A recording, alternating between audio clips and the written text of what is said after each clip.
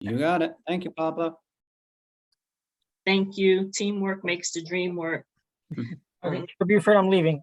Have a good evening. Thank good you, night. Pablo. Good night. Pablo. Bye.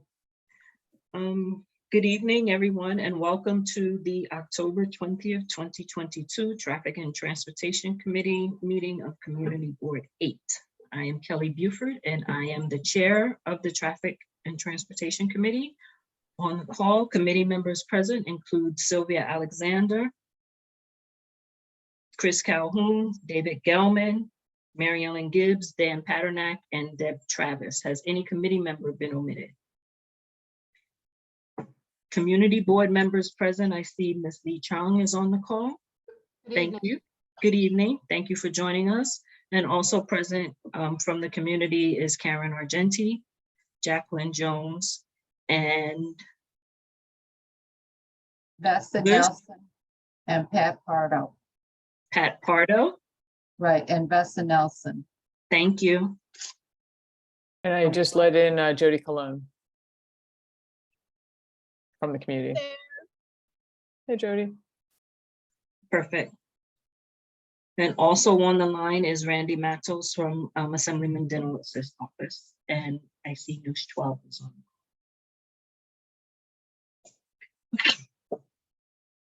That being said, as attendance has been taken for the chairs, we can move on then to item 1 on the agenda, which is the chair's report.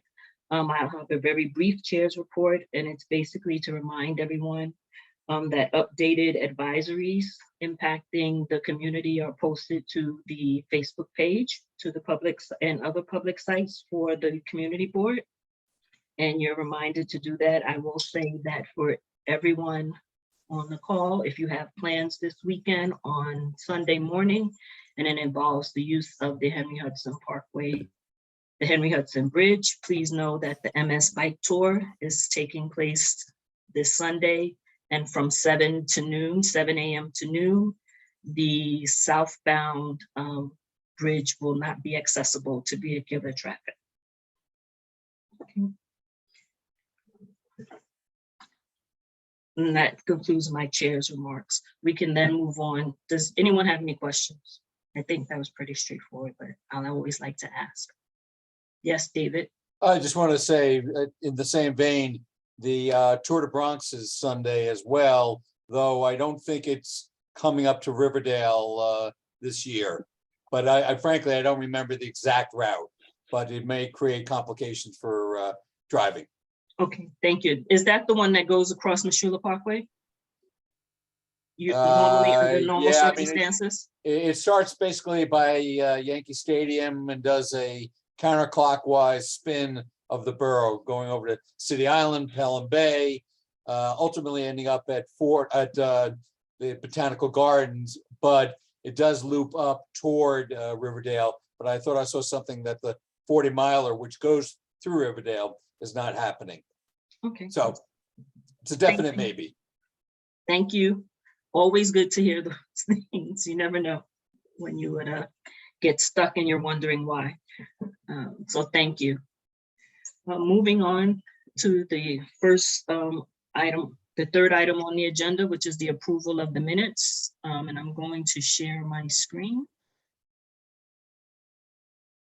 And let me know when you're able to see it. Are you able to see my screen? Yes, we can see it. Yes, Okay, perfect.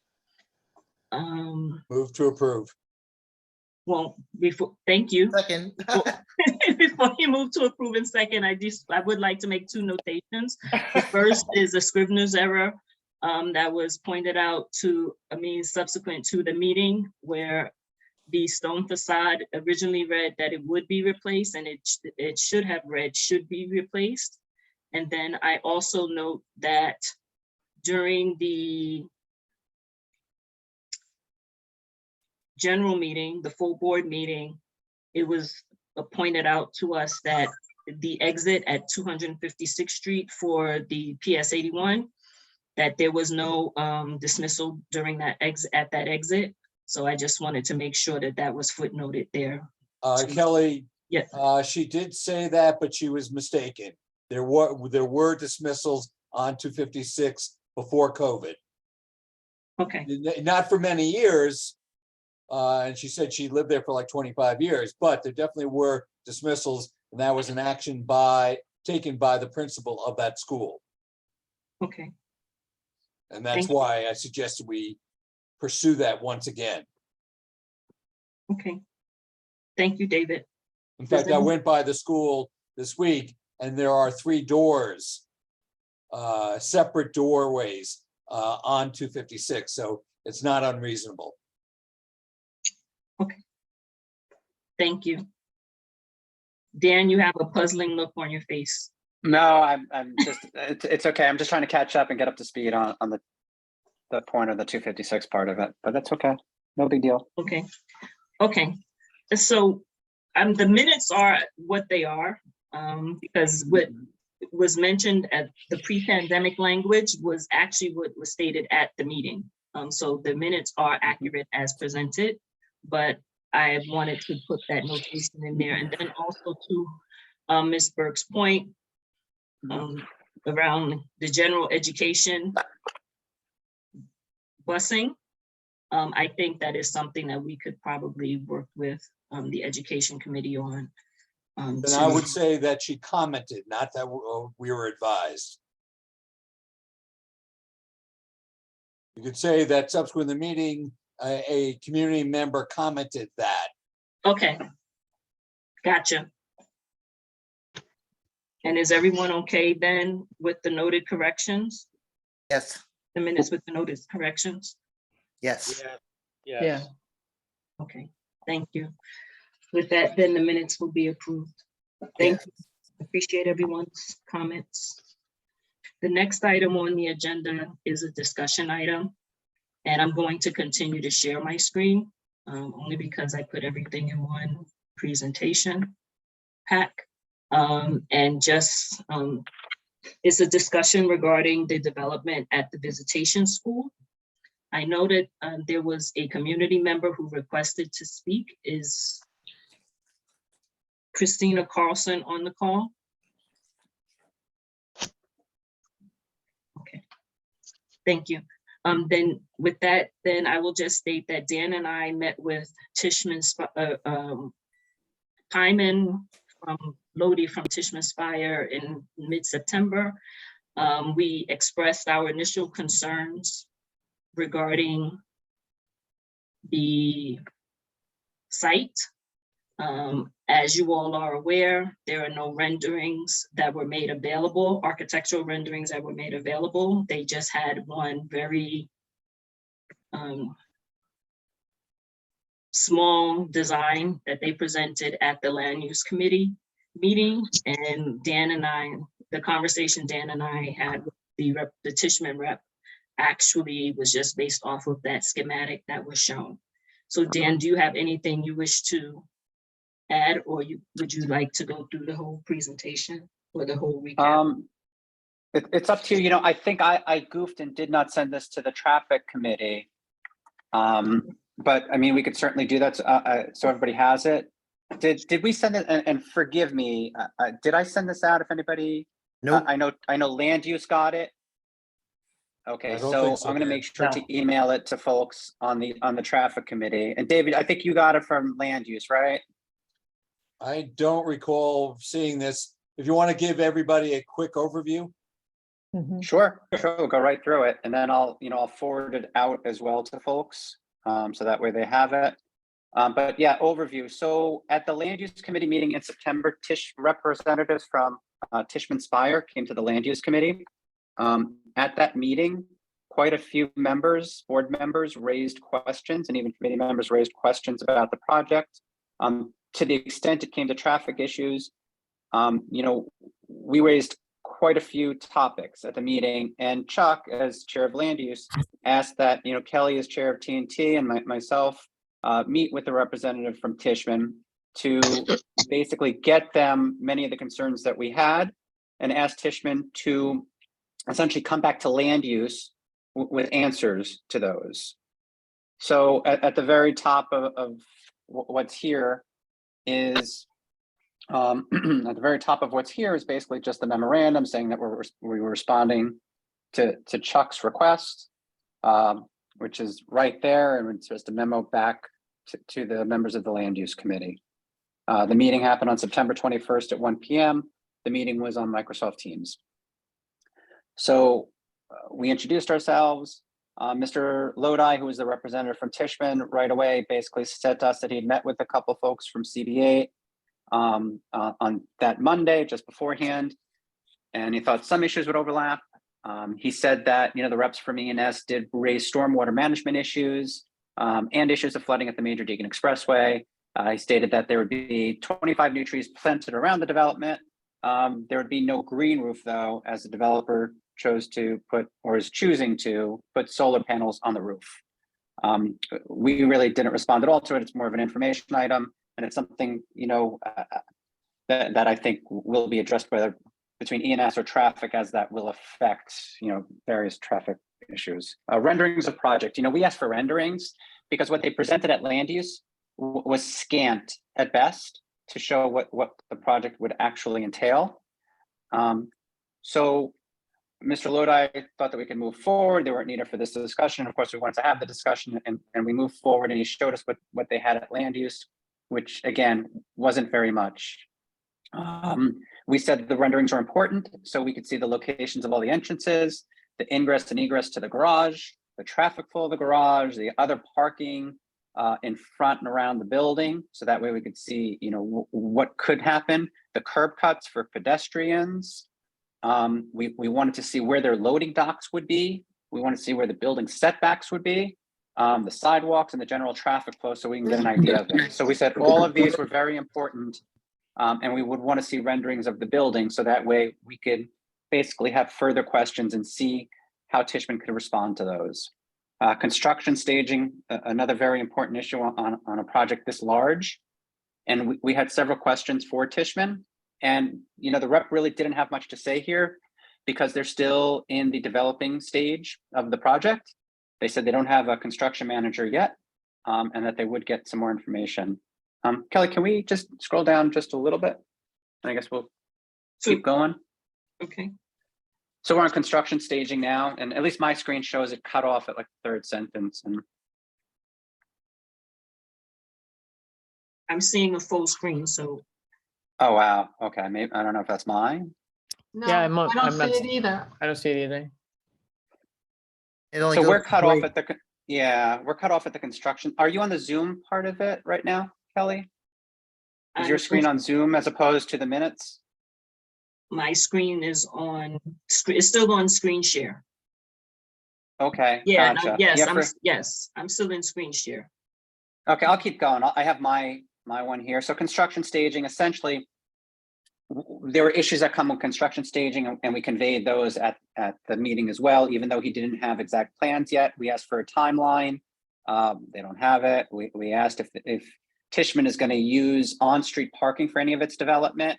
They said that they will need to use some street parking. It's a huge site, as everybody knows, and you know, to the extent we can contain all materials on site and anything else on site, we want to do that for as long as possible. We also stressed the need for parking in the community in this particular area. We asked about cranes. There will be cranes used. We again stressed the preference for off-street use of cranes to the extent they could leave the cranes on the site for the development of the project. That's better. And then the timing of deliveries and the monitoring of idling trucks and the delivering of supplies and cement in the community is important. You know, on projects in the area, we always face issues of trucks getting there before they're supposed to be and just idling with their smoke on that street until it's 7 a.m. So that's a concern that we wanted to raise. We asked about traffic studies. The Tishman rep said they didn't do any. However, they did say that the School Construction Authority and the New York City Department of Transportation did conduct traffic study for the Environment Assessment Form. That's that 175-page document that we were all sent out, which led to the negative declaration by the School Construction Authority. We asked for copies of, or I'm sorry, I believe the board office was going to ask for copies of the traffic study. I guess we'll just have to follow up and see if we did make that request or not and the status of it. But I think it is important to see what the DOT and the SCA were looking at when they gave their negative declaration. and stuff that we should be looking at as well, and see if there's other gaps in that or things that we should be looking at. Entrance to the building. At land use, they reported that they want to put the entrance to the building, the main entrance, on the corner, at literally the corner of Van Cortlandt Park South and Putnam Avenue West. So it's essentially at on that exactly where the building touches each other, which was, at least in my personal opinion, a strange place to be. It's literally 25, 30 feet away from the entrance to the Major Deegan Expressway if you're going southbound, and raises a host of other issues like where cars are going to pull over for the entrance of the building. And it's literally on the corner from what they had told us and from the one rendering that they had showed. So we did state a concern with that. And again, everybody who knows entrances and exits to the building, that you're going to have cars in front, depending on the size of the building, it could be several cars in front. So having it on the corner right next to that entrance to the highway seemed a strange place. We also asked about whether or not there was going to be an off-street driveway or carport where cars can kind of pull in. We're talking about roughly 340, oh God, I think it was like 343 apartments, something like that. It's a huge building. You're going to have vehicles coming and going probably through all hours of the day, given that many of units, whether it's a taxi picking up somebody or somebody dropping off groceries, there will be a lot of car traffic in front of the building. So we did ask whether or not the design can incorporate an off-street driveway carport. And they were going to present that back to their design team. Sidewalk and building setbacks. We wanted to see how the building would be set back. The importance of setbacks, aside from just, the general issues with the building itself not being directly on the street, it's street traffic. And whether or not, how large those sidewalks are going to be in front of the building and on the sides of the buildings. So is this going to be a 5-foot sidewalk? Is this going to be a 10-foot sidewalk? Are they going to incorporate and set the building back? So these were all things related to kind of the traffic and the flow of pedestrians, that we wanted to know about. They told us that it was under the quality housing program, but that, what he was talking about at that meeting was really dealing with the height. And what Kelly and I were looking at, and what we really wanted to know was the street wall setbacks. How far back, is it going to be from the actual street?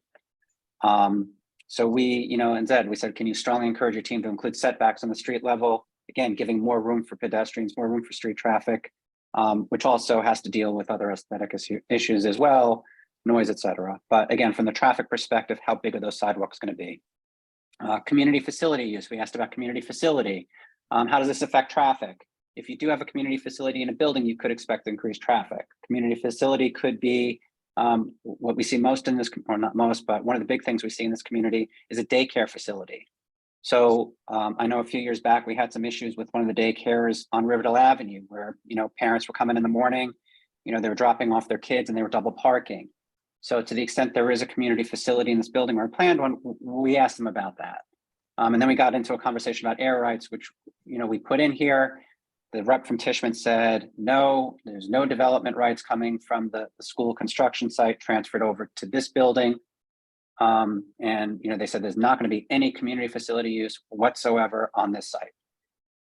So that's what they said. And then traffic flow of the building. Again, we kind of reiterated at the end, we needed to know the information about this building, and it's important for all of these different reasons. And we wanted to know where they're putting their additional entrances, the ingress, egress to the garage, and all the other items we mentioned before. We also said that, for garbage, and garbage is a big issue here, right? So we all see with either, whether it's a small building or a big building, New York City, the street or the trash goes out on the street. So we asked whether or not, when they're designing this building, if there could be a loading dock where they're keeping the trash on the inside of the building until such time as it needs to be picked up. The response that the representative gave to us was that they only do a loading dock for garbage with a project of 500 units or more. We did ask whether or not, their design team can take that request back and incorporate it in a design. So those were the notable traffic issues that Kelly and I raised at the meeting. And Kelly, I turn it back over to you. Thank you, Dan. Yep. Has Ms. Chung, I will get to you in a moment. I would like to give the community members an opportunity to speak. Kelly, your speaker who had arranged to speak in advance, Christine, Christine. she's on now. Okay, perfect. Thank you. I'll Jen. let you know. Thank you. Hi, Kelly. Yes, I apologize. No worries. I never received notice for permission to speak tonight. So I have nothing formal prepared, and I did come on late. I apologize. I would just say that, you know, I'm heartened to hear the questions that are being asked and the work that's being done. I don't know. I'm curious if Dan would be willing, or Kelly, you would be willing to talk about next steps with this, just because I feel like this has been laid out, but I'm wondering if there is anything more to be done. And I do have some questions about you know, that information that Dan was just going over. Can you scroll back up a little bit? Which I have- section? Yeah, to this question about the school authority. Yeah, I did have a question Community about the facility use? no, we can start with the setbacks. And I did have a question about, you know, obviously I would prefer to see, and I think we all would prefer to see, a project that took into account some of the natural features that are already on the site, save some of those trees. I don't know if that's possible at this point, but I'm wondering about the trees that are already on the sidewalk. Do those, are those sidewalks, do those fall under this project? And does Tishman have, and the school construction authority have the right to tear all of them up? Or are those city trees? And how does that affect the setbacks? Kelly, if I may, just, Sure. so the first question with the status of this right now. So the issue itself, the Tishman Spire project, is within the land use committee. And so that committee is really, you know, taking the lead on the project. And, you know, for our purposes on traffic, because the chair of the land use committee, you know, asked us to kind of link in, we know that there's going to be traffic issues with the project. So we reported back to land use. And, you know, Kelly wanted to report back to our committee members just to let our committee members know what was going on with this and what we were tasked to do. As far as your specific questions about trees, I could be wrong, and I could follow up on the information. It's my understanding that the purpose of the trees for the Tishman site is that it's a land use requirement as part of the quality housing standards, that they have to provide a certain amount of trees for the project. Now, I don't know if it's their intent to replace the trees that are there or utilize those trees within the 25. We can certainly ask the folks from E&S and see if they had a conversation about the trees. And see if maybe they have more information about whether they planned on replacing the trees that were there and adding 25, or if the 25 included the ones that are already there. I guess part of that's going to be placement in their construction. Yeah, because I'm wondering about, you talked about the setbacks, and you know, I look at the sidewalks and I wonder who, you know, do they have a say over the sidewalks as well? Or is that, you know, under the city and they can't touch those? So I'm curious as to where the property rights begin and end for Tishman. The other question was about the impact of the traffic and the building. And there was one place in this, excuse me, I have a cat that refuses to leave me alone. That Tishman was talking about the information that the school construction authority had provided during their environmental assessment. And I'm just wondering, when the school construction authority did that, was that just for the school, or were they also incorporating a 336 unit building into their calculations? That was not clear from the document.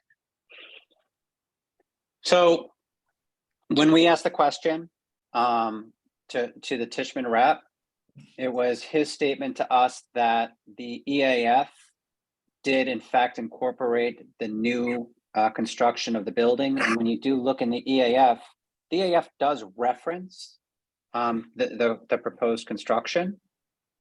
I don't know in terms of the traffic study conducted by DOT and SCA whether they looked at both or they were just looking at one.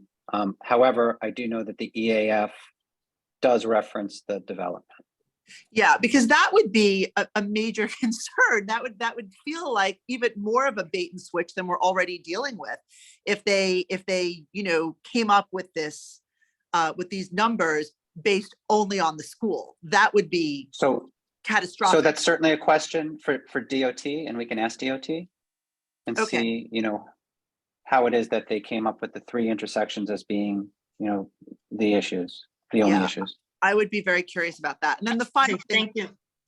just Okay, one final thing. One, please keep it brief because we have a lot on the agenda and a lot of people that wish to speak and. Yes, of course. I hope I'm speaking for many of them in this building. I'm just wondering if any of these concerned parties have been around here recently with the widening of the sidewalks and have taken note of just how disruptive this relatively minor work is in terms of the machinery, in terms of the sidewalks being closed, in terms of the building shaking, in terms of the noise, in terms of the start time of the work. I am looking at my future with this, and it looks very bleak for the next many years. And this project is nothing in comparison. And it is already causing all sorts of disruptions, both quality of life disruptions and actual disruptions in terms of traffic flow and whatnot. And I'm wondering if anybody is paying attention to that, because it seems to me to be a model of things to come, and maybe someone should pay attention. Thank you, and I'm done. I appreciate the time. Thank you. Ms. Chong. I have a question of, I don't understand something to address what Christina's talking about, the EAF. How could they come up with a negative impact if they're adding automobiles? If there are going to be 346 or whatever number units of housing, right? Which right now there aren't any. And let's make an assumption, 50% of those units are going to have people who use cars. And it's going to be 24/7, not like what it was when Visitation was there, because it was a church and they had a school. There was not traffic coming 24/7. Plus, you have the school that they're going to build. How many people are going to come by car? And what about the buses? Where are they going to park? So how could this possibly have a negative depth? And I'd like to know who did this traffic study. And maybe we get an independent traffic study, because I believe, forget about during the construction period, we know there are going to be traffic jams, but when it's finished, I don't understand. So that's one of my biggest concerns in terms of traffic. Right now there's traffic.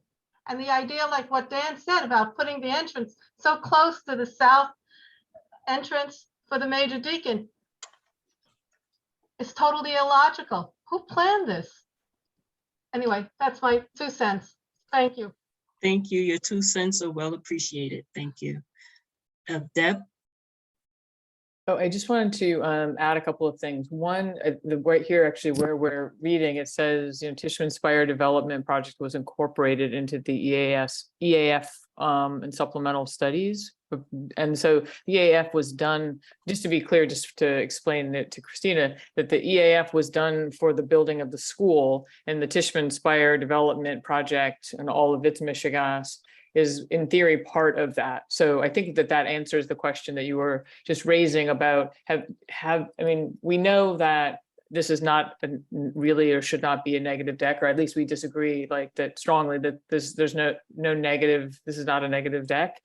The other problem with the neg deck is that you need to, as I understand it, bring a lawsuit in order to try to challenge it. And and otherwise it kind of proceeds as of right once it runs out the clock. So unless there's that process perpetuates, that's kind of the next step with contesting the EAF. And then to speak to the sidewalk, street trees, the builder's plan, one of the documents that they're going to need is a sidewalk building plan. And that should, I think, indicate how wide it is and where the trees will go. And I'm just gonna assume that they're gonna end up planting more trees, although totally an assumption.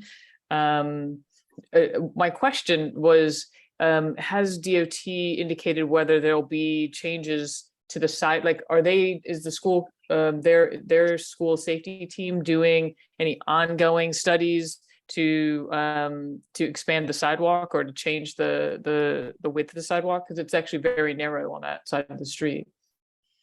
Do we know if they're doing anything in an ongoing way, or are they kind of done with the EAF? I have not heard anything related to that. And they So- might not tell us. So it's my understanding, and I could be wrong, related to the EAF, they issued the negative declaration in June, in late June. I think it was like June 23rd or June 24th from the documents that I had seen. I had also, subsequently seen that the city council voted on the negative declaration in mid-July. I want to say it was like July 14th, and their vote was to adopt that negative declaration.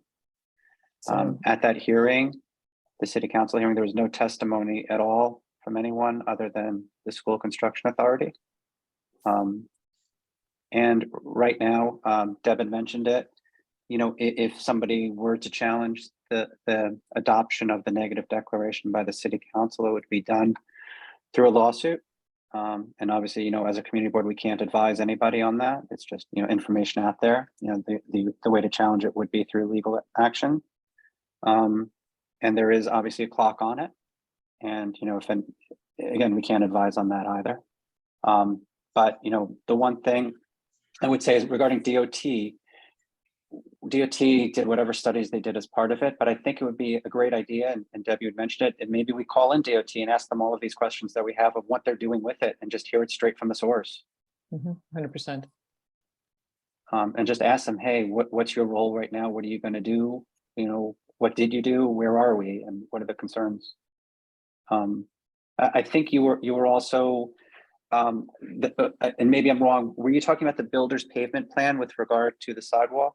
Yeah, that was I haven't done, when I was chair, I never had a large building like this, but I remember you talking about the builder's pavement plan being an important piece of the standard documentation for a new development like this. So it seems like that would be something they would have to generate and eventually build out as part of this construction, right?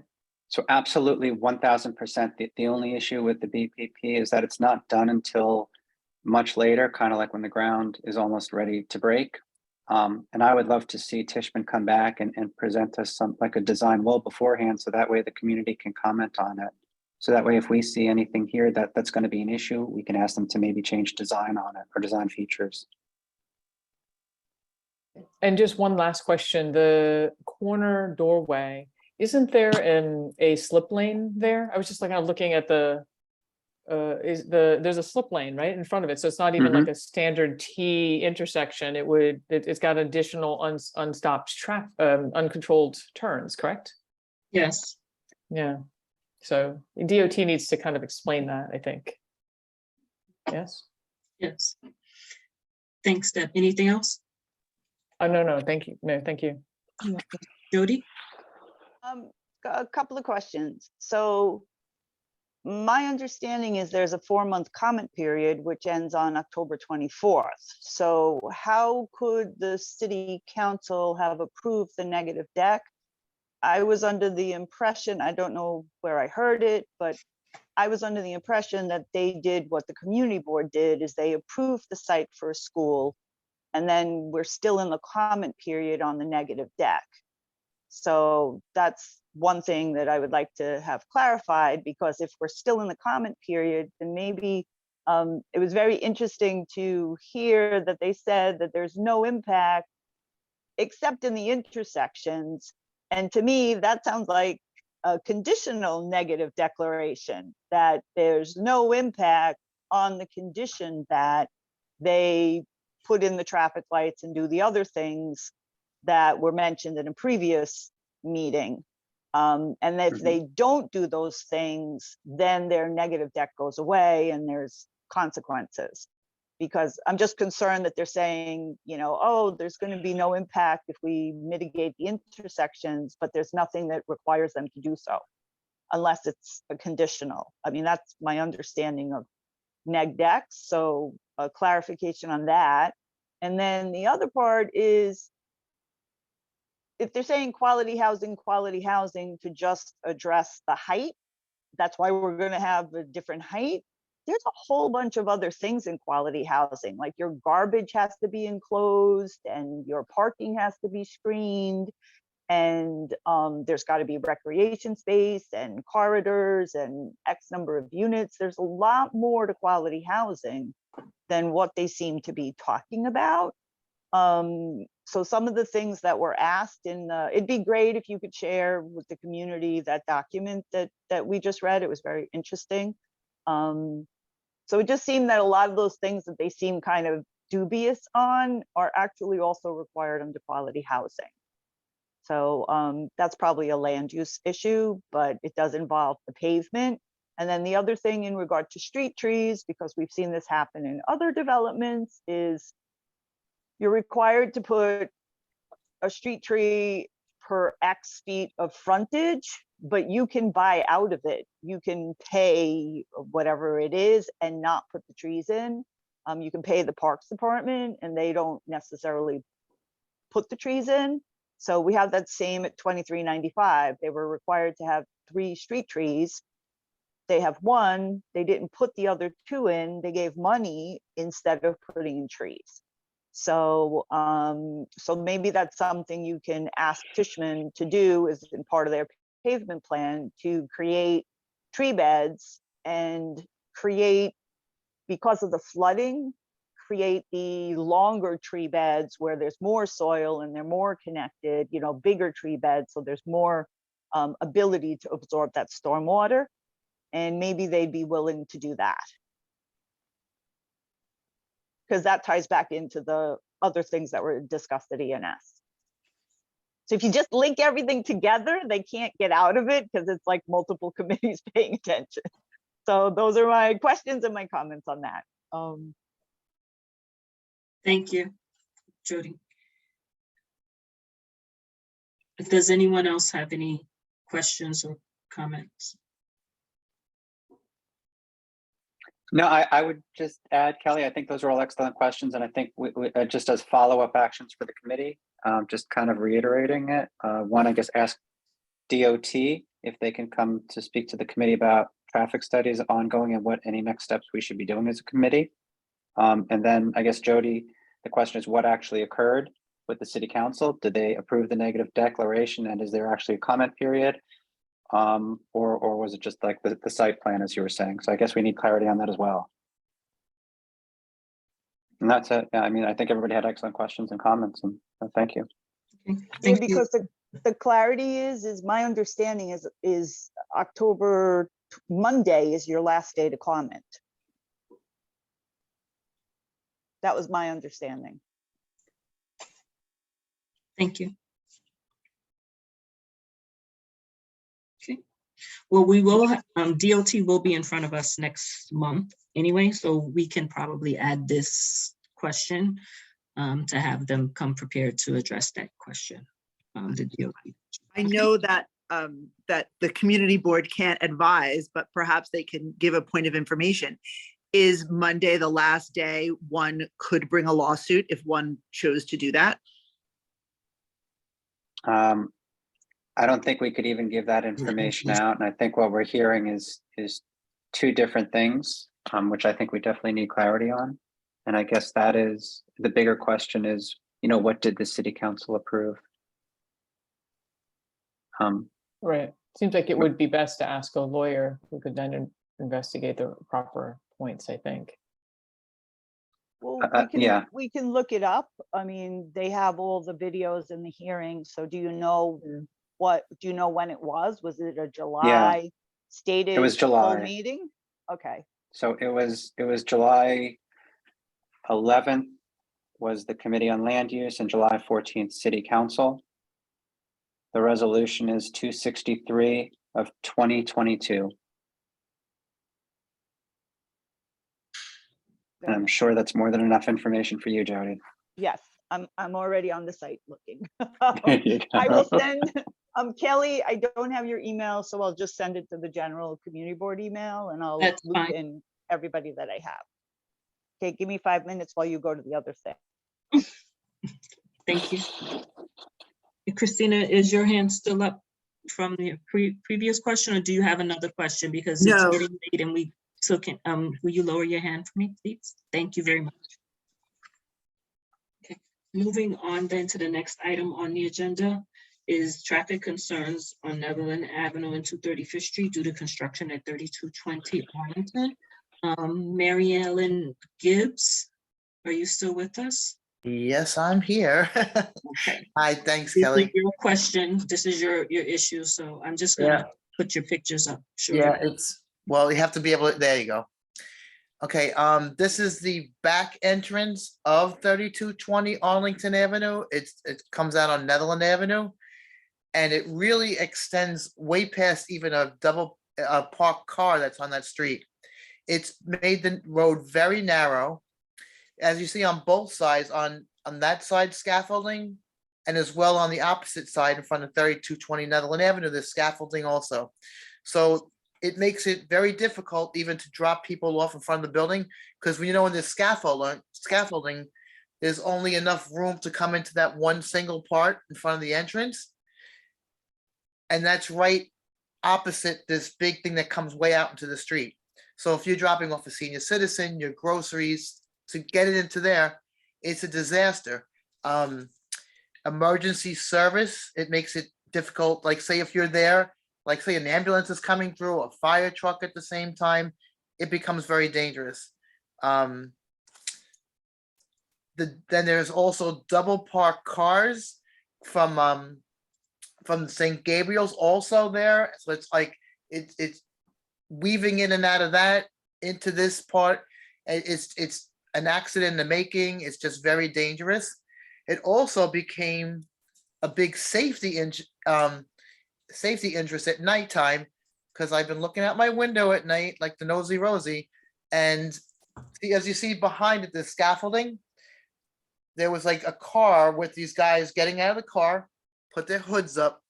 First, they went hiding up on the scaffolding there, and then they were hiding behind that. So you can't even see them because of the scaffolding and this thing, and they were hiding behind there, I guess, waiting for their targets to come by. And it's really like a bad obstacle course there. It really sticks out. There's a dumpster in there. There's all their equipment is in there, and it really comes out, and it's very dangerous. It's very, very dangerous.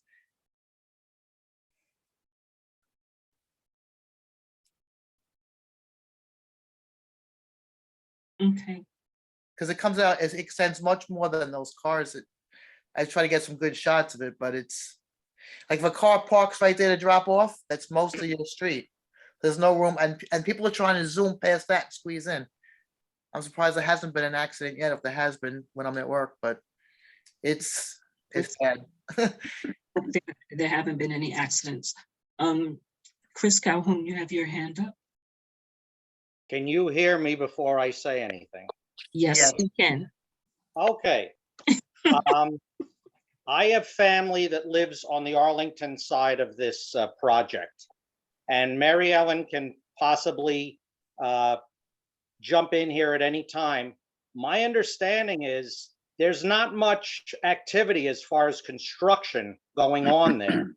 Sidewalk bridge has been up for an eternity. I mean, possibly, I'm hearing about 7 years. I understand it's due to severe brickwork during the initial construction of the building, and they don't see much activity going on there. Mary Ellen, you want to jump in on this? Yes, absolutely. They this whole building thing has been a crazy eyesore, danger. They had to pull all the tiling off the whole building like 3 times already since, and replace back the siding on the building. And now there's like, you don't even see anybody working on it. It's been like, a dead project. They do it, they don't. I mean, the guy who owns this building from the get-go has been a big problem.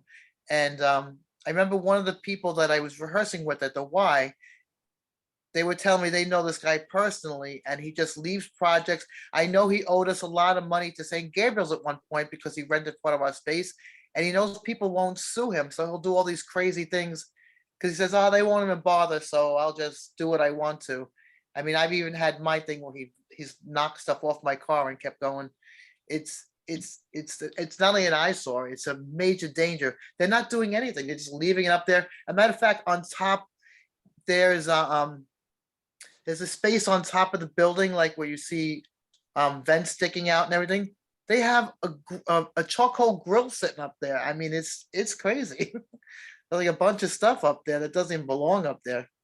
I understand it's a popular meeting spot for pigeons as well, that there's. Yeah, not only that, yeah, but it's dangerous because these people that are coming up and like whether they're scouting to steal stuff off the cars, they're actually climbing up on these scaffoldings, looking down, hiding behind all this stuff.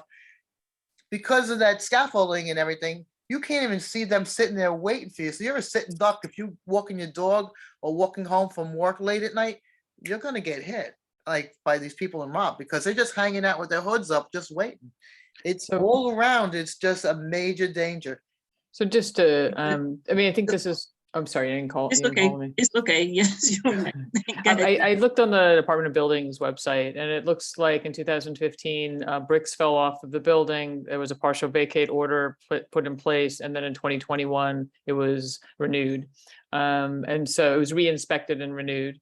So this seems like this is probably a land use kind of, or more precisely, just a complaint, letting Kira reporting it to the board office to see if they have the permits for the container in the front, and just getting a Department of Building inspector to the site. But that it's not necessarily something for TNT. Well, it does because it affects the traffic. It affects the flow of traffic. It makes it a danger. So it definitely is a TNT. You have emergency vehicles coming through there, people driving through there. You have the double parked cars from St. Gabriel's.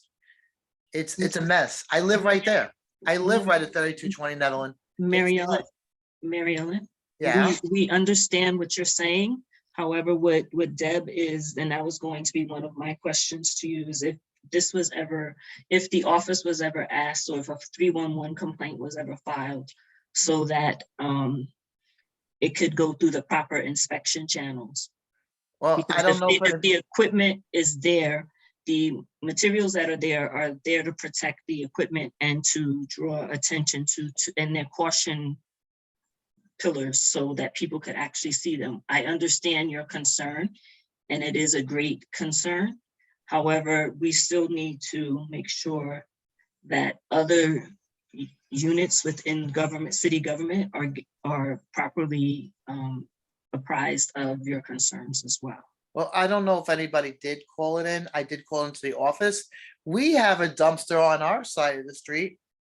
And I don't think we need a warning for anybody else that our dumpster is there.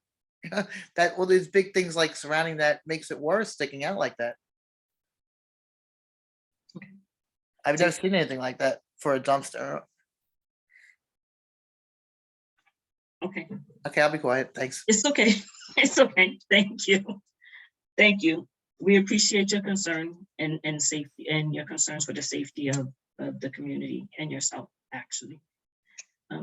Ms. Lee Chong, did you have a question? I saw your hand up a moment Deb ago. answered it about DOB, but also in terms of the safety or quote unquote safety barrier around the dumpster, that makes no sense because when it's filled, how are you going to get the truck to lift it off and you have to move it all around? And why do you need it? So I think there should be a 311 call to the city to file a complaint about that and have someone Okay. come out. Mary Ellen Gibbs, can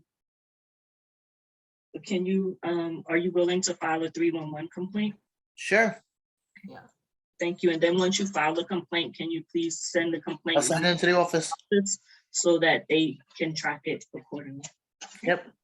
Thank you. Yeah.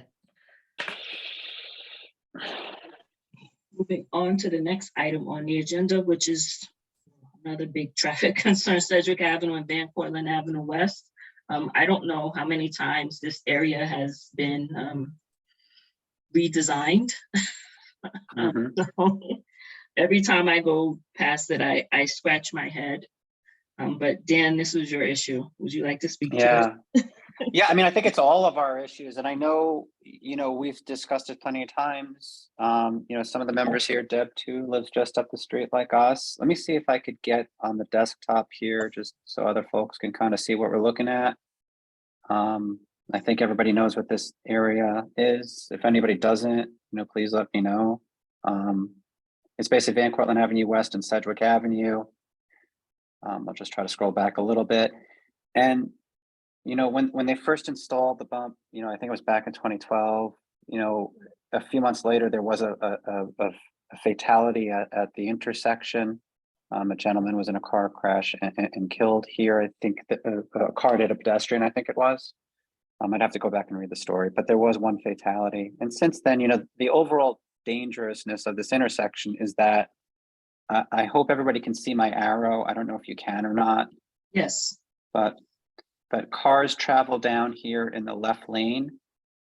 And as they're going through the light here, there's only a small area for cars to pass. And what you have is cars coming from the other side on Sedgwick Avenue who are trying to make the left. So you have a bit of a conflict here in a very small area. And what happens is that cars do try to make the light, and they have to go all the way around. And in so doing, what also happens is you do sort of lose sight, and I know I do it myself, you lose sight of pedestrians that are right here. So you've got a conflict of vehicles here, cars trying to rush to get through, not to get hit from vehicles here. There's cars that get left in this intersection because there's not enough time for them to make the left-hand turn before the light changes. And then there's more conflict from the other cars going down. And look, like at all intersections, I've seen some pretty dangerous driving here. And a lot of I've seen quite a few near misses. I've seen other accidents here. It's just a pretty bad intersection. When we previously spoke about it, I thought one possible solution is just to move this barrier, the bridge here, just back a little bit, bringing the intersection back even a little bit to give more room to turning vehicles, so there's not as small of a space for conflict. And I think it's just another issue that we need to bring to the attention of DOT. We have asked before. I think it's another thing that we just keep bringing back at them and saying that we do need them to look at this intersection again. And that's all. Okay, Dan, do you think it would be helpful if they actually put dedicated turning arrows there? Because those, the lights that are there, they're just standard green lights. There's no indication at which direction you're supposed to go, even though there are arrows in markings in the pavement. That light at that marking there, it doesn't, it's steady green. So do you think that would be helpful? It's possible. I don't remember if they had put an arrow going on the other side. There's no arrow anywhere. Anywhere. Okay. I don't think that there are no arrows. Gotcha. They're just full green lights. And the other thing I thought about, which may not be practical from an emergency perspective, is if they had those flexible delineators in that the leftmost, between the left lane and the center lane, to sort of help. Over here? Yes. I mean, Right there. I mean, what we see a lot of times is cars that will want to get around the traffic in this one lane. So they'll come around the left and then they'll try they'll shoot over to the right. Yeah. I think also they don't know that they're totally not in the right lane. Like they think they're just going straight down Sedgwick, and then they suddenly discover that they have to turn and they don't want to, and so then they start to try to cut off. Deb, I think you're being too kind with that statement. One thing I would add too, Dan, you just made me think of it by the discussion about moving the crosswalk further towards down the hill, is that the other inner part of that, the Governor Avenue intersection, it might make sense to also move that kind of further closer toward in the direction of the grocery store, so that you actually have a crosswalk there, like just to give yourself some space for a crosswalk, because people cross there all the time to get to the bus stop. And if they moved that a little bit more forward, it would also improve the sight line, which I think is a real problem when you're on Sedgwick making that left. You really can't see the cars as they're coming down the hill because there's bushes and shrubs there and you're at a really funny angle. But if they kind of moved it Mhm. forward a little bit, like just move the whole intersection, Mhm. that might kind of You'd help open on it up. multiple fronts. Yeah. I see what you're saying, just here, right? Yeah. If you cut off this cement piece here, Yeah, or elongated it back into the intersection the other way. you just lost me. You're Elon. right, you just lost, yeah. I say don't elongate. I know, understood there's cutting some- it back. So I understand Same, cutting there's- it back. If you cut off this cement here, then it's open space and you could see better. Well, if you cut off that cement there, you could actually align that left lane so that it actually goes straight instead of making a turn too. You could start to angle it so that it does feel like you're going straight on Sedgwick Avenue when you're staying on Sedgwick Avenue. You could play with that angle a little bit too. Mhm. You know, And use start the to space separate. to, Start to separate Yeah. the lanes out with the, so that you've got your clear, we're going sideways or whatever. bless you. No, yeah, and you, yeah, you're right. Use the Sorry. space, utilize the space for turning vehicles. Mhm. You're right, straighten it out. So another possibility, I think we do need DOT to come in and talk about it. Yeah. I will add to the making the left onto Stevenson. You can't actually do it all the time because usually or often there's a car in the intersection there. And so at that point, I just choose to drive through and make the left onto Stevenson further down. But I often need to make that left onto Stevenson at this intersection and can't really do it without causing real traffic mayhem. So. Mhm. Jody?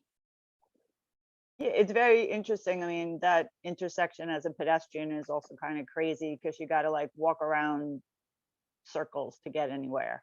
But at the new traffic light that they put on Johnson and K-Park, which is a much smaller intersection with a lot less traffic, they have crazy timing on the lights. Like you got to wait for this lane to go, then you got to wait for that lane to go. So I don't know what that kind of timing is, but it's interesting that they have it there when it's a similar, multiple people crossing and turning from multiple directions. And they don't have that here where they're sort of pausing each lane and letting people go. So definitely that has to be looked at because it's a crazy mess. Well, they do have a pause. I don't think it's an adequate pause. So if you're going, what is that, west, southwest on Sedgwick and that left lane there, that is, when that traffic is moving, the only other traffic that's moving is the other Sedgwick Avenue traffic. The one on the opposite side, so in front of the grocery store, where you see that car there with the turning. So maybe what they can do is just make that a full left turn lane, period. But that Here, and doesn't then have address, two dedicated left turn lanes, alternating. right, but that doesn't address what Dan was talking about the people coming from, the car that's near the crosswalk on Sedgwick, getting caught in no man's land because there's not enough time for them to clear that intersection. Right, but if that line of traffic, so the cars that end up in no man's land, if they had a full stop and they couldn't do their turn until the people going southwest on Sedgwick completed their turn. So we would be alternating signals. So like major intersections, usually it's each direction. So similar to what happens down the hill at Van Cortlandt and Bailey, where each line of traffic will have its own time to go. Right. As opposed to the two left-hand people going at the same time, and then Dan being left in limbo.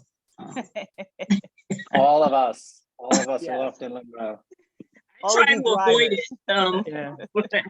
But I yeah, think it's also totally worth calling out that on Van Cortlandt Avenue West, it's unclear on the side coming up the hill, whether it's 1 lane or 2 by intentionally. It's kind of functionally 2 lanes, but there's no lane markings usually. So it's kind of a mishmash of 2 cars occupying what might be a single lane.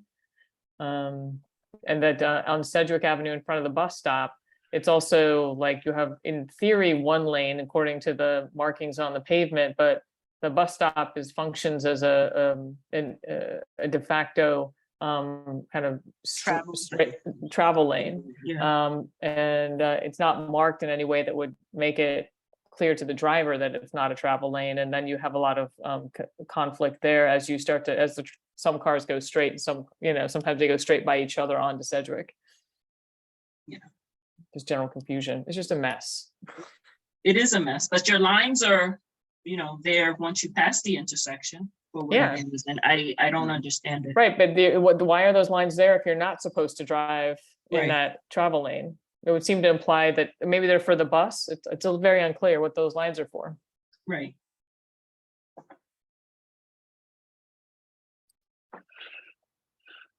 Well, I think it's definitely worth the discussion with DOT and ask them what it is that they think they can do here and maybe present some of the ideas that we're talking about tonight.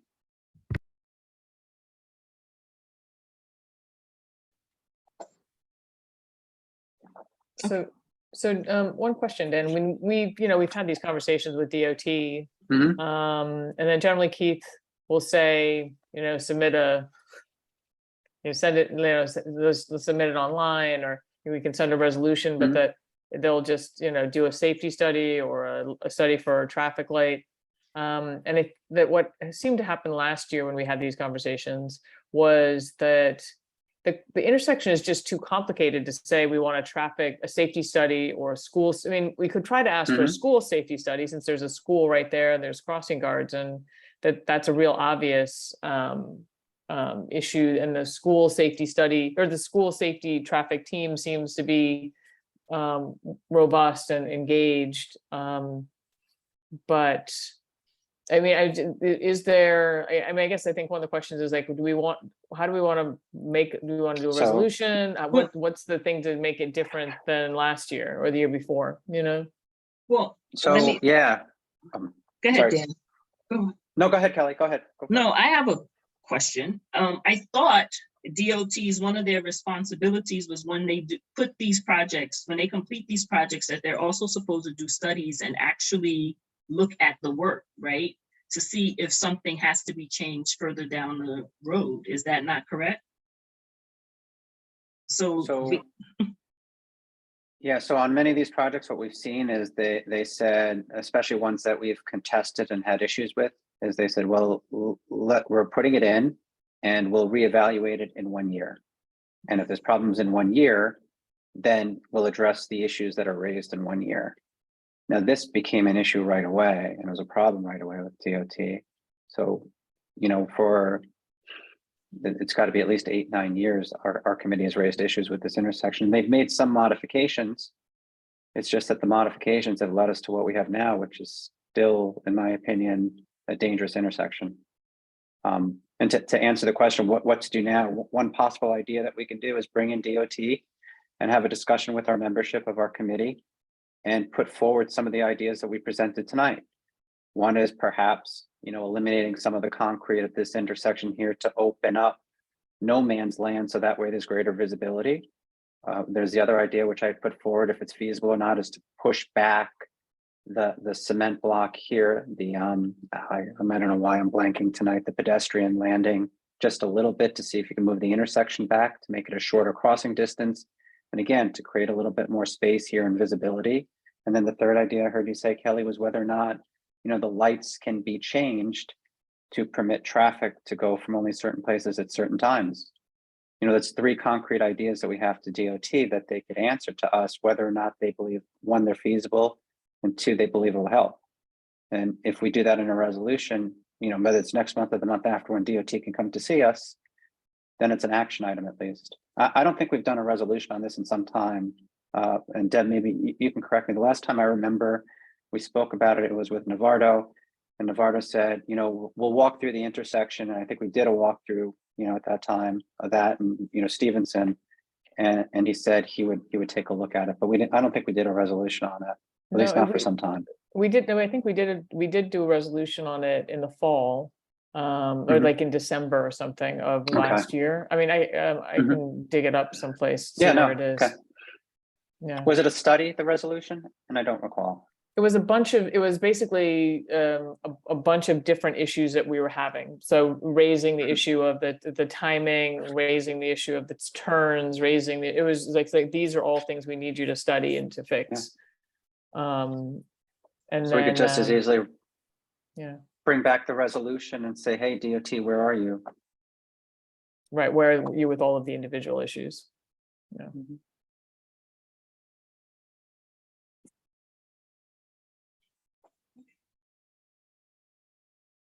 Looks like our list for the November 17th meeting is growing.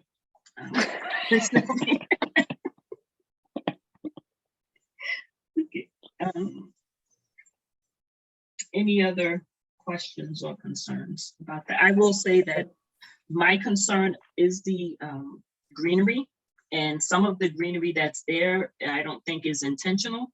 So I have actually contacted the office and 311 about a couple of items, shrubs that have come up, and you know, they were removed fairly quickly. So that's always something to be mindful of also there, because the one that I'm speaking of was actually right out on that island. Well, you can't see it now. The island right outside the supermarket, where a tree had literally grown up right there in the middle of the intersection, and you couldn't see around it, and cars coming up the hill couldn't see anything, and so it made it very dangerous for pedestrians and cars alike. So, hey, Mariella. Hey, I was just gonna say too that it looks like the greenery, the shrubbery would be like a real eyesore that you can't see when you're gonna merge it going onto Sedgwick past that cement. It sets you up to like not be able to see what the oncoming traffic that you're gonna be driving into. That'd be a danger there. Never mind. Thank you. No, don't say never mind. I'm writing. I'm trying not to forget. So don't say never mind. Yes, I think you're correct. I think the shrubbery should end, the bushes should end right as the turning arrows start going to the left there, or pointing in the direction of the left, if we need it at all. But I think part of that was to help reduce people from crossing in the middle of the street. So I think that's why they put some of the greenery there. So I have the resolution that we passed. If you want me to read what's in it, Sure. I can send it around if that's helpful. Where is it? You can do both. I can do both. It's true. Oh, come on. Can I do both, Kelly? Yes, you can. Wait, where's my? Whether or not you want to, is two different Oh, things. there we go. Whereas residents have raised concerns about safety on Sedgwick Avenue at the intersection of Van Cortlandt Avenue West, whereas Traffic and Transportation Committee heard public testimony at the June, October, and November 2021 committee meetings regarding the details of these safety concerns, whereas in the past 5 years, 37 motorists have had crashes without injuries, 18 motorists and 4 pedestrians have been injured, and 1 pedestrian has died at this intersection. Whereas this intersection has bus stops for the BX1, BX2, BX10, and BXM3, and many commercial businesses. And I'll skip the other whereases. Therefore, be it resolved, the Bronx Community Board 8 requests the New York City Department of Transportation perform a traffic study of the intersection of Sedgwick Avenue and Van Cortlandt Avenue West to address adverse sightlines between motorists and pedestrians, last minute lane changes, the placement of the traffic island on Van Cortlandt Avenue West, review the feasibility of a dedicated left turn lane and signal for northbound traffic, review the signal timing for traffic in all directions, including new signals for each flow of traffic. Be it further resolved that the Community Board 8 requests the study of pedestrian crossings at all 4 sides of the intersection for safety. That was the resolution, and we didn't really get anything out of it. there was no response to it. Or no, they didn't do anything they didn't report back anything. So it's a good time to follow up. Always.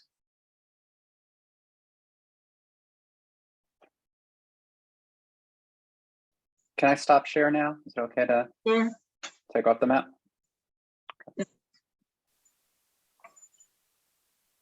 I can see people. Jody, your hand is up. Before you go on to the next item, I do have the city council's resolution on the SCA site.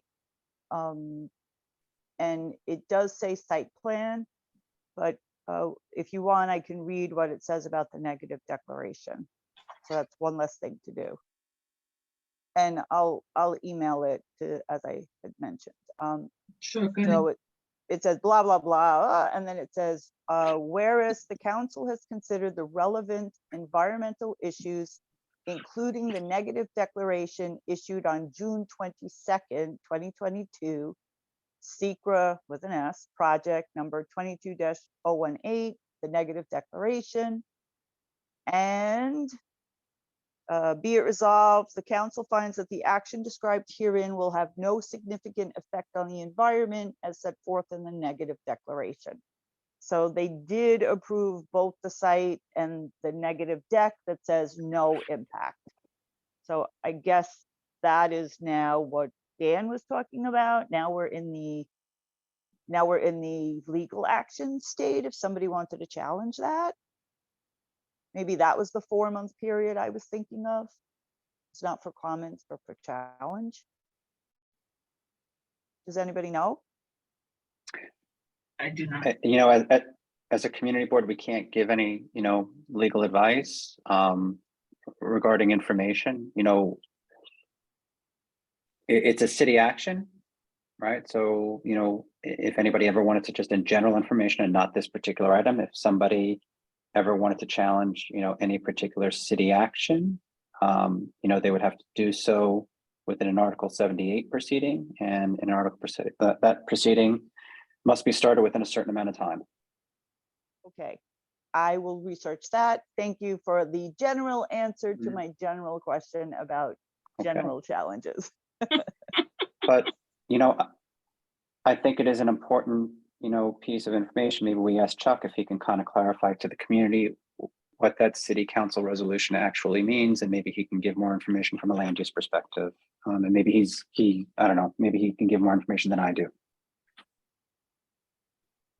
Great, thank you. Thank you. Lee Chong? To address what Jody was speaking on, this is the full city council voted on this, is that correct? Not just the land use committee. Where was our city council member?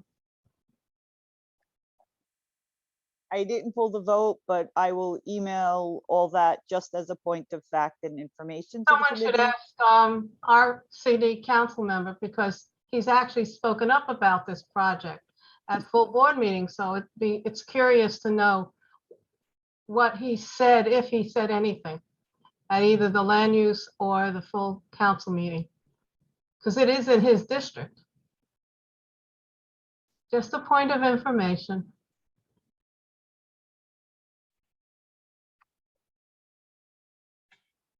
Thank you.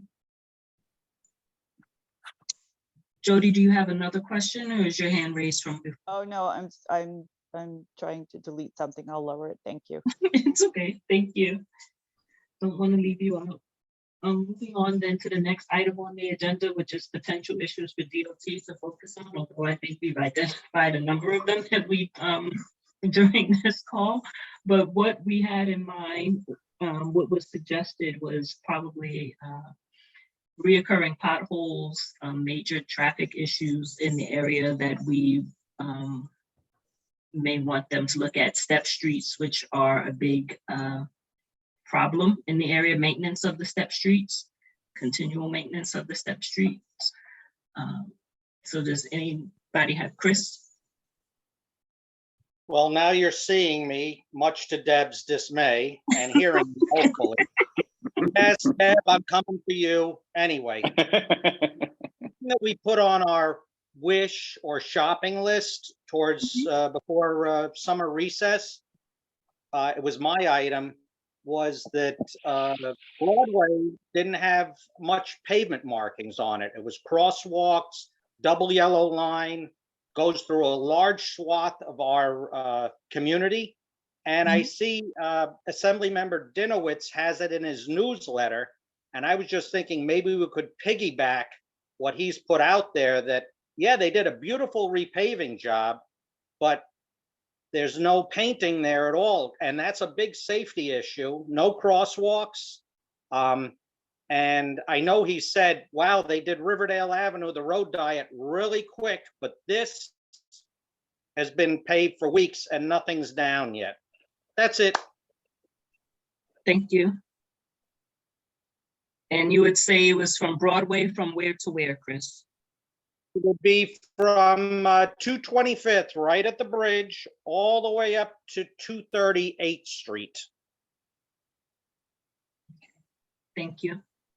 Mary Ellen? I'm trying to unmute myself. I don't know if this falls under us. Like, does the street lights fall under TNT? Yep. Yeah. Netherland, like 235th, like it, and by the Bagel Corner all the way to like HSBC Bank. Well, it's not that anymore, but it's so dark in the morning. It's those street lights go out. Cause I leave for work at like 6 o'clock in the morning, and I feel like a sitting duck. I have other situations going on that I have to really beware of my space when I leave, but it's like totally dark. Are there streetlights there, or are they just? They're there, but it's just like they look like they go just dull and dim. It's you can't even see it like that. So, did you file a 311? No, I'm just asking, for purposes, and I will do it, but it's really dark. It just came up like within yesterday, so I'm just asking. I figured since we have the meeting tonight, I would bring it up here. Dead bulbs are 311. It's if there were no lights fixtures there, then we could address it. I think it needs more because I don't think there's enough, really. It doesn't seem like there's enough traffic. Street lights there. It just seems like it's really dark. Okay, Just saying. just saying. Well, if the lights are out, to David's point, 311, file a 311 complaint, and we should all be in the habit of contacting 311. Oh, I do. Trust me. I have on speed dial. It records, we get a case number, and then this way we can keep going back to them, and then they can't say they didn't get it. They may say other things, they investigated and they close it out and they found no issue, but that's something different. Yeah, they say like, oh, another a person in the house. We called somebody that lives in the building and they said the issue was resolved. All the time, I'm like, yeah, well, I want to know who that person is you're calling because it's not resolved. Right. So I feel like it's almost a waste of time these days, even calling 311 because they just don't do anything. My problem is that I forget about it by the time I get home, because when I've wanted to get fixed Right. on Palisade Avenue under the Henry Hudson Bridge. Yeah, And but I it keep on just doesn't forgetting seem to like do a it's- 311 on it. It doesn't even seem like there's enough lights there, period, because it's just really, really, really dark. Really dark there, yeah. Deb, Travis? Thank you, Mary Ellen. I wanted to raise Bailey Avenue, just to bring it back to the committee, particularly 238. I think the turning traffic at 238, and it was traffic turning onto Bailey, connected to the lack of a light at Riverdale Crossing, where kind of Putnam, that intersection often is kind of messed up, and then the chaos and erratic driving goes right on to turning on Bailey. But so mostly Bailey, Okay. speed and turning, and then there's some complexity with that at 238.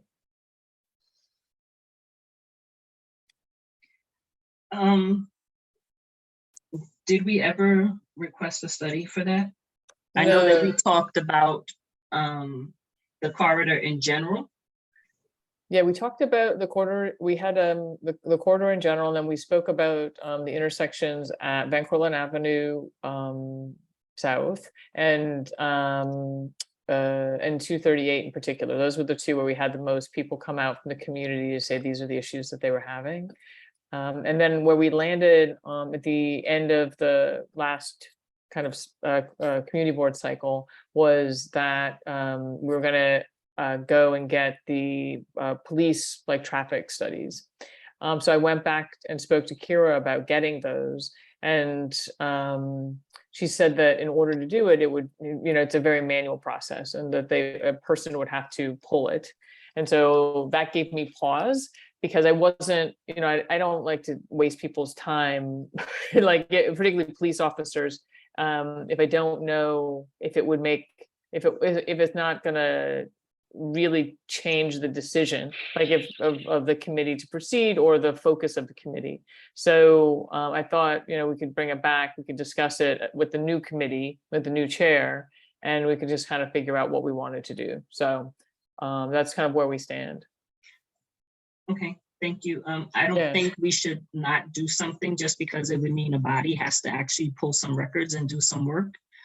That's my opinion on how life should work. So if they are the keepers of that information, if that is the only way for us to get the information, then we should request the information. Okay, that's my position. I may be I may have that position solely, but that's my opinion. Well, I mean, if you'd like to, do you want to pursue that? I mean, it's, it's. If you're saying that it remains an issue, right? And part of it too is driver education, right? Driver education, pedestrian education, it's everything. So there is no one size fits all model, and we all know that, right? But unfortunately, we live now in a instantaneous society. Nobody wants to wait. Everybody wants to get to where they want to get, to wherever they need to be, and they don't care about anyone else. So that's a whole bunch of other issues that the TNT committee is not equipped to deal with, because I can't teach people to be civil and respectful of one another.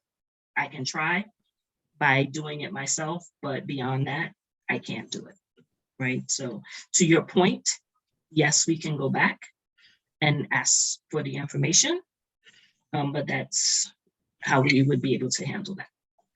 I mean, I didn't mean to have to spark a whole conversation about the contemporary life, because I mean, for sure, I'm disappointed with society right now as well. But that it was clear that we need to kind of to figure out as a committee if we think that it's something we want to actually investigate, how we want to break it up, and what's the most effective use of our time. Because I think there's an issue, but I understand too that others may agree or disagree.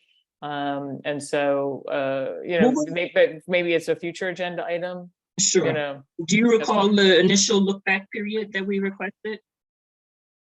I could check my notes. I think we were looking like you would probably, I think it was like the last year or 2 years. It wasn't the last 5 years, something like that. It was just really like getting a sense of what the causes were, or what the types of accidents were, or where they were specifically, a little bit more detail than we were getting from Crash Mapper. Okay, thank you, David. Yeah, thank you. You're welcome.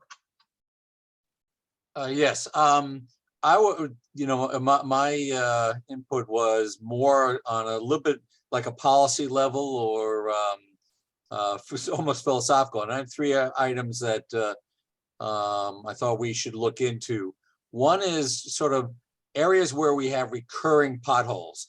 For example, now DOT just did a great job of paving Capock Street underneath the Henry Hudson Parkway, but it for years has just gotten potholes, and they filled up and gotten again. And I think it's a function of it being underneath the bridge and all that sort of stuff. And that's one example. And I know that the bridge over to 28, I think, adjacent to over the Deegan, adjacent to Target, that's frequently a pothole mess that they keep on patching. And I'm not really trying to point out those, but rather that we look into what are problem areas within the district, where there are frequent potholes that just get filled but recur. The next thing was where we think maybe bike lanes would be a good idea, rather than having DOT saying we're putting in bike lanes here, where we think that maybe they should be added. I know there was some effort made in that to solicit our ideas years ago, but I don't know that it's actually gone anywhere. So I thought we could go into that. And then finally, this last piece is, to me, sort of philosophical. Taking a stance on loss of parking due to daylighting of driveways. And I don't think that that's right. I don't think that parking for neighbors should be taken away just so people can zoom out of their driveway because they've got a wider field of vision, and saving them about a half a second in their exit from their building. And I can think of 3 spots, west of Riverdale Avenue where that's the case. And I just don't think it's right. Personally, I don't care. I've got a spot in my garage.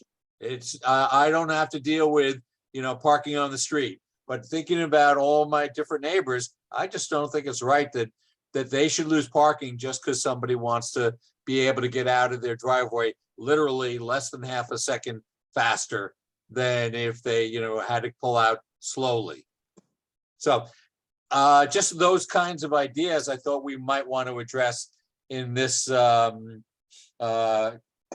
academic year, so to speak. Okay. Would you be amenable to putting one on each agenda for the next few months so that we can address it? Or how would you like to handle it? Or do you not have a position on that?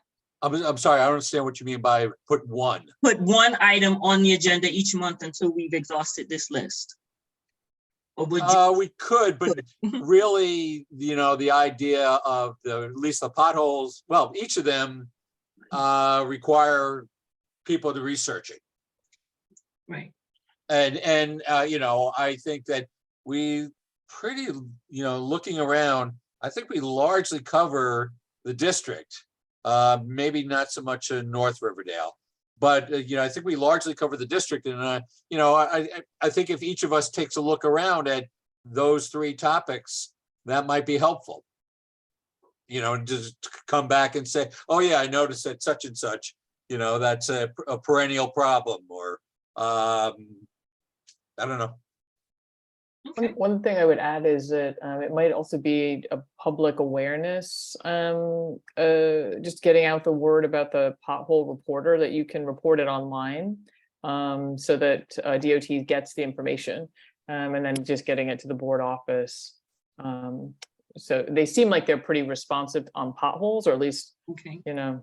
No, I understand that. What I was getting at is the recurring ones. Like I said, Capac under the Henry Hudson Parkway. Clearly, there's a design problem there.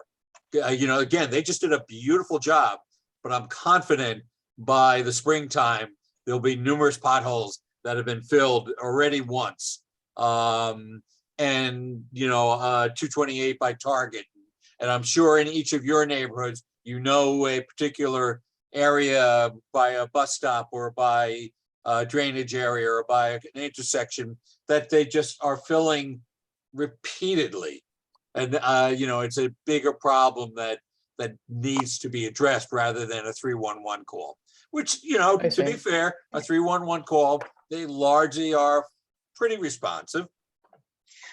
Yes, and I also think, thank you, David. I think a lot of, and Dan, I see your hand, I'll get to you in a moment. Yep. A lot of it is all of the utilities that every time something gets closed up, they open it again, right? So that's creating, other issues too, because it seems like it's a constant, it's a revolving door of certain utility work in the neighborhoods. So I think that's an issue also. Dan? Thank you. That's a huge one. Well taken. Yeah, just and I'll be brief, and just something I just throw out to the committee. I think it was in 2019, our committee put forward an event in the spring where we did like a bicycle awareness event. And within that event, I know David had reached out to some folks from Bike New York, and they even did bike lessons on that day. And, it was just a great event. Bicycle awareness, DOT gave out helmets, and it was a lot of safety within the community and information. And maybe it's something that our committee would think about doing again. For me, I always thought it was something that it could be done on an annual level from our community board, and then COVID hit. And maybe, and not tonight, but maybe we can give it some thought at a future meeting, and maybe it's something we can do in the spring. And actually, Dan, that was the thing that you got them to do the lessons and the e-bikes in Van Cortlandt Park. And that is the one and only time I've ever been on an e-bike. No, but it was great. No, what you set up that day was terrific. No, I mean, the whole committee did it. And look, it was your connections with Bike New York that got them in there doing lessons and such. So no, it was a great committee effort. You're Well, fun on a and- Saturday, so I'm off. And to add on to that or piggyback onto that, Dan, to bringing it forward, there is a city bike dock location near Marble Hill Houses at 225th and Right outside Kingsbridge Road. on that bridge, right? Yeah. David is speaking. Yeah. Yeah. So they I think they do events and things and do provide like discounted or free memberships to people in NYCHA and like trying to raise some awareness there. That might also be something that you could work on. Something in tandem, just Yeah. thinking out loud. Maybe, yeah, at a subsequent meeting, we can just talk about the possible event or events that we could do for awareness within the community. Sounds good. But there are no Okay. tandems. Like What was even, that? Bad joke, sorry.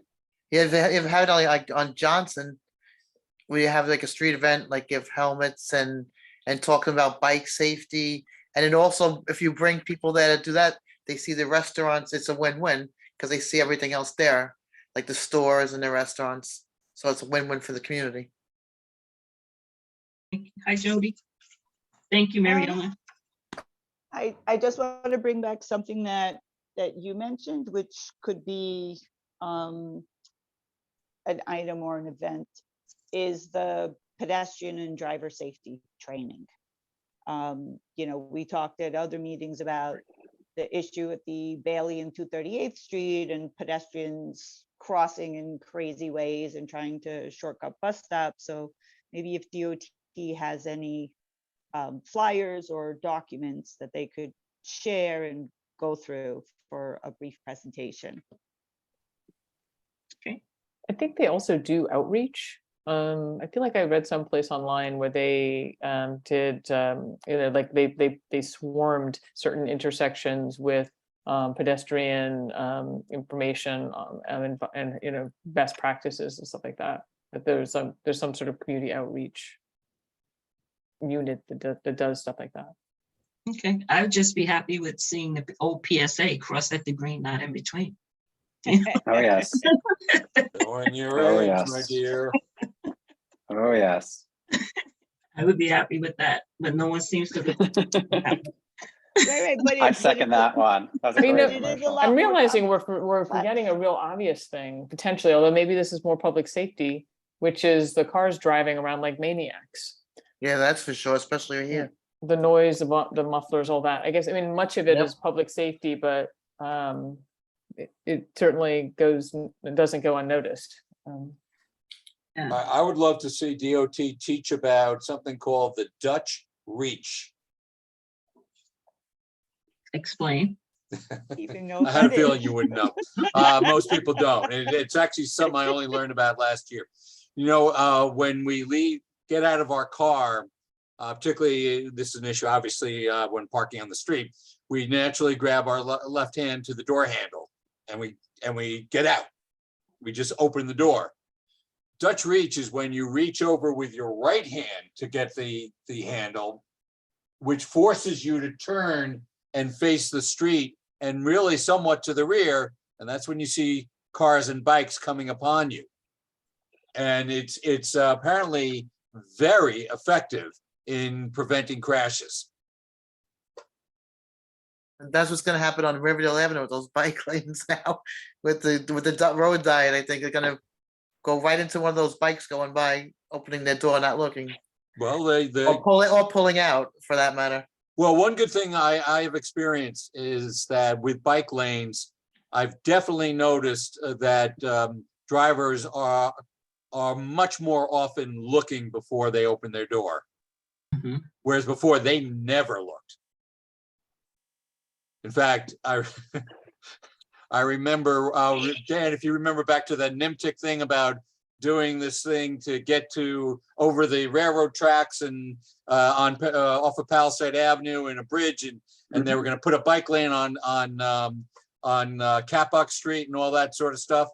And one of our neighbors here, who you know, his response to that was, "You mean I'm gonna have to look over my shoulder before I open my car door since there's a bike lane?" Is that Irwin? No. No, well, no. Irwin never parked on the street. You know he's gone, right? No, yes. Okay. No, I think Dan knows who I'm talking about, but anyway, no, but seriously, the existence of bike lanes, I think I've noticed it in many communities, particularly on Bedford Avenue in Brooklyn, but even here in Riverdale, is that drivers do tend to more often than before look over their shoulder now before they open their car door, which is, fortunately it's never happened to me, but it's probably one of the worst accidents a cyclist could have is getting doored. Yeah, but I think this just points to the whole idea that it's more complex than crossing the green and not in between. There's so many competing things now. There's bike lanes, there's pedestrians, there's time light, there's crosswalks, there's pedestrian islands, there's all these all this visual noise to pay attention to. And if they do outreach, or they have materials just to remind people, it's like fire safety, stop, drop and roll, but close your door. Like we've had presentations on basic fire safety at our co-op building to remind people. So maybe something like that for, could And be. I agree. I agree, Jody. Thank you. And I also think that it's incumbent upon each of us to not look at our devices when we're walking down the street, right? Because that's part of it also. And while we're driving vehicles. But it is, a learning. We're all in a learning mode right now. So we have to learn some of the bad habits we picked up during the pandemic. I'll put it that way. That's a good way of putting it.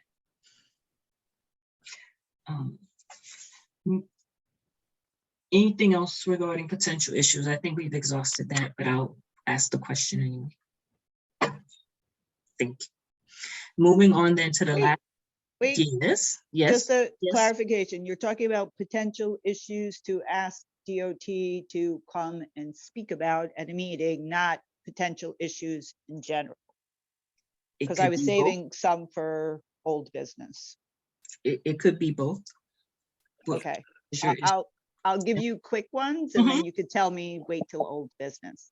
Okay, well, I'm gonna say that a time is running short, so if you could be brief, you can give two. If you have more than two, then we can wait.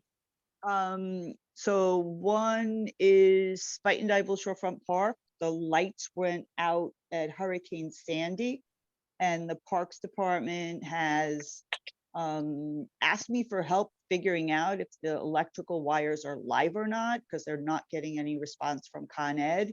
They need to bring in heavy equipment and take out a huge split tree. But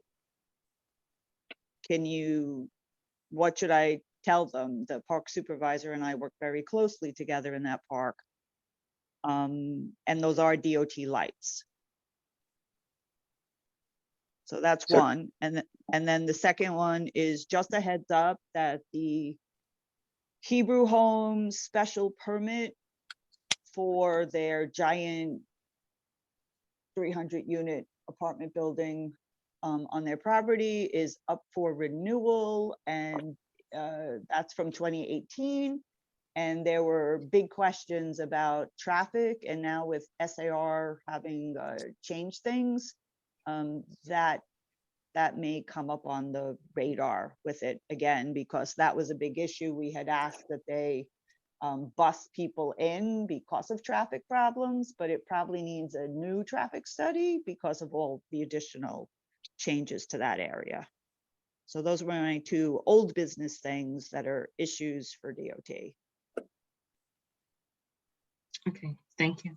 And the third one is I put a 311 report in that I'm forwarding to the community board about missing signs. So just that, so you know.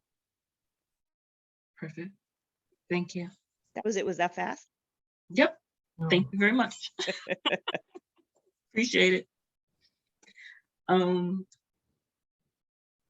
Moving on to car share. DOT is coming to the November 17 meeting to pitch the car share issue sites, potential car share sites with the community board. They have asked that we come. Here are the list of the proposed sites. They've asked that we come to discuss those sites. They are concerned, they are looking to receive information if some of the sites truly would take away a lot of parking. Just, doing a quick look at this site. I see two blocks of parking at Arlington Avenue, in the same area, Arlington Avenue. So that could be an issue, but if there are any garages, ongoing projects that may impact it. I know for us personally, we already heard this year the New York State DOT project. So I'm asking that people just look at this list, and I will circulate it following the meeting, and ask the office to circulate it to the general public to look at the list to see how the implementation of this program would impact our community. Because could you tell me what car share is? I don't know. What car that is. share is, I guess Zipcar is an example of car share. So are you familiar with Zipcar? Yes, yes. Okay, so yes, Where they that's a park on the street. Right, where they park on the street. So they're going to remove the parking spaces that the community uses. And these parking spaces will Oh, be that's wonderful. the exclusive use of Zipcars or car share companies. And these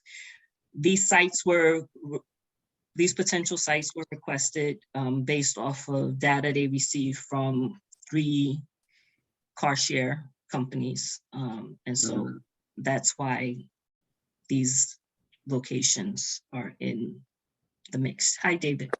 Yeah, I just want to note, the third one, Edsel Avenue, is a very, By the very train narrow, station. short street Yeah. leading down to the Metro North Station.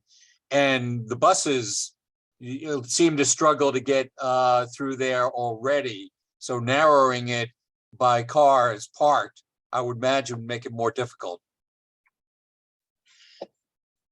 Thank you. Yeah, then they have 2390 too, which is right there. Yeah. Well, but that's 2390 is on the Palisade corner. Avenue, and that's Avenue. not, That's know, not- 2390 is actually on It's not. Independence Avenue. It's on the hill Independence coming Avenue at the down. bottom. It's on the hill coming down. Right. Same, it's right next to Edsel Avenue.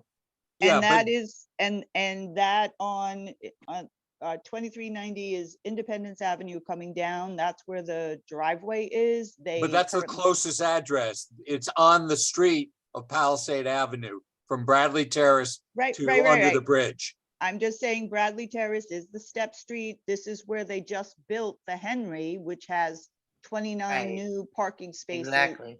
coming out, and parking already is a 20-minute drive in this neighborhood. So just be prepared. Spite and Duyvil is going to be not happy with many of these. Well, look, that's uniformly true for everything. I Right. was just trying to point out a logistical problem with Edsel Avenue for buses turning. That's what I'm just saying. Okay. Thank you. I don't see any more hands. Are there other hands? raised? Oh, just me. Well, I think Deb is too. Okay. Me and Deb have hands up. Okay. Go, Dan. Okay, yep. Oh, thanks. Kelly, I was just gonna say, this looks like a pretty significant list as far as size of streets that are out there. And maybe we can ask the board office now, assuming we know the date, to start reaching out to some of these communities and figure out how we're gonna notify the folks in these areas. Because if you're gonna essentially change the parking regulations to restrict parking only to car share on 2-3 block areas, we really need to start getting word out to the community to get some comment. Because I think there might be some objection from folks out there. So it's notice. We Yeah. should work on a notice strategy to getting word out to these particular areas, maybe even putting signs up on poles, you know, about the issue, about the meeting to alert folks. This is not the type of thing we want to come back to and folks saying, I had no idea this was even being contemplated. Agree. Thank you, Deb, and then Um, David. Okay, yeah, thank you. So, so full transparency, conflict of interest. I work for Zipcar, so I just want to put that out there. So I obviously won't be voting on any of this if there's a resolution. But I did want to respond to the question about car share and what is it. So the idea with car share is that you sign up and you either pay by the month or by the year, and then you can book a car either hourly or daily. It allows you basically access to a car when you need things specifically, you know, when you need to run up to the Trader Joe's in Scarsdale or something, or go to the Home Depot and you've got to carry things, you're going to the airport. Myself, I actually have been a member of Zipcar since 2002, which is long before I ever started working there. And just, it was simply because it was much, much cheaper than actually owning a car. And DOT will talk about Zipcar, and I think there's other car share companies that are part of this pilot. This is not part of my duties as Zipcar. I'm not plugged into the pilot or into the on-street program, but that generally the thing about car share companies is that because they allow access to a car without actually needing to own a car, a lot of that more people have access to a car, but also people who kind of have a borderline need for a car, like they don't need a car every day, they just need a car for doctor's appointments, or they just need a car for, you know, picking up their parents, you know, once a month or going to someplace. Those people tend to sell their cars and have memberships. And so one of the kind of common stats that we know at Zipcar is just simply that every Zipcar takes 13 cars off the road in terms of parking. There's actually a parking solution, it's because it encourages people to not buy their own cars, but to share this car and to use the car just when they need a car, and that's it. So that's kind of the where it comes from. It actually comes out of a parking. It was a PhD, two women who had PhDs in Boston, and they founded Zipcar back in 2000, and they were parking experts, and so that's kind of where Zipcar comes out of. I can't speak to I'm sure there's other cars that are part of this on-street program, or other car share companies that are part of the on-street program, but I just wanted to kind of give that little bit of context to kind of how car share works. You know, gas is included, insurance is included, so you don't have to pay for all of those things. And then parking is included. There's already Zipcars actually over on Putnam. There's Zipcars in Manhattan College, both at the parking garage and in the lot that's down the hill. And I think there's a Zipcars parked on KPOC in a garage there. So there's just a couple thousand in the city already. So yeah. And the other thing, Kelly, I would ask is with this is to find out, if you can, how many cars, because usually with our on-street program, we do have cars already on street in the city. Usually it's just a couple of cars. So it's like 2 spaces in this area.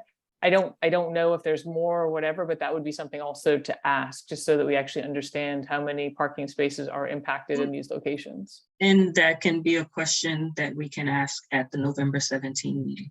Okay. Because they are supposed to come and do a presentation. Okay. Thank you. David. Yes, Dan's comments prompt two questions for me.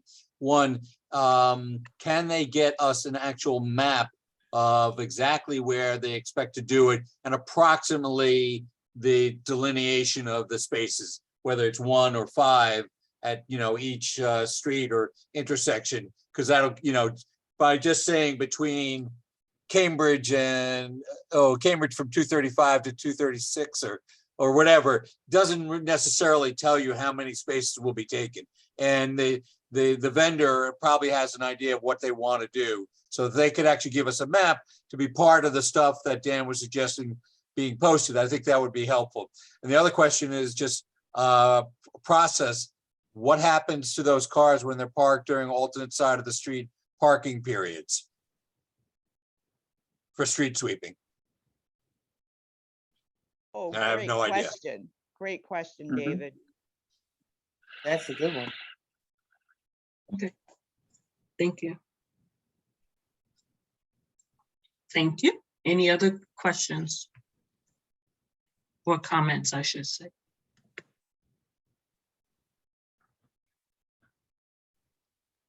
Okay, thank you, everyone.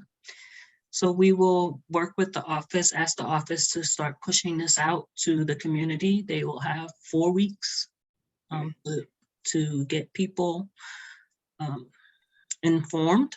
And so let's see. And I'm sure others will chime in, because it's not only the people directly impacted, but it's also the people who visit friends, families, and businesses in the area. So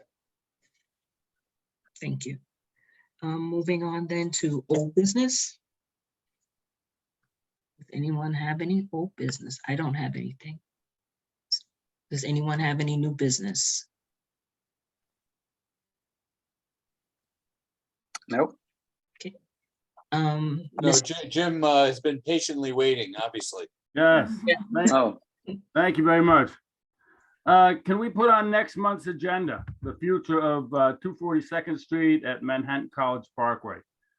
It's been used for years as a driveway when the house was there. Now it's been a construction project.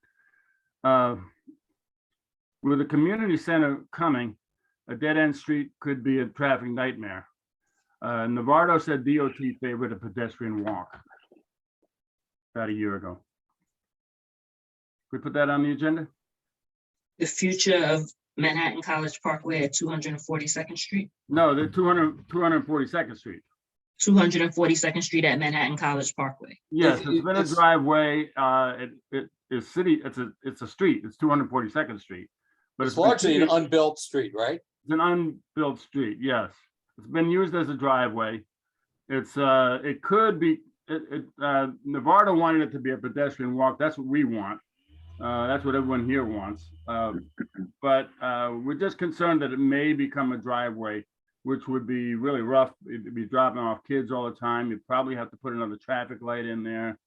And there's already one about 50 feet away. So, it'd be crazy. So anyway, we'd like to talk about that next month. Does that sound Okay. possible? Thank you. Yes, if you can also send your request into the office, that would be helpful. Okay, Okay, but we're in there? we will look at the agenda. It will be next month or the following month, depending on, Well, the building Nothing. the building is soon to be finished, so we don't want to wait 2 months if it's possible. okay, We're already waiting a bit here, okay. So, okay, that's great. Thanks very much. You're welcome. Thank you. And thanks for staying on so long. Yeah, it was interesting. Thank you. And Is there any other new business? Okay, if there's no other new business, Yes, motion to adjourn. Motion. To adjourn. Second. Second. Thank you. Excellent. Have a Have a good Good night, everybody. night, everyone. Night. Take Night. care. Great Nice to meeting. see all of you and hear you. I sent you a message, Chris.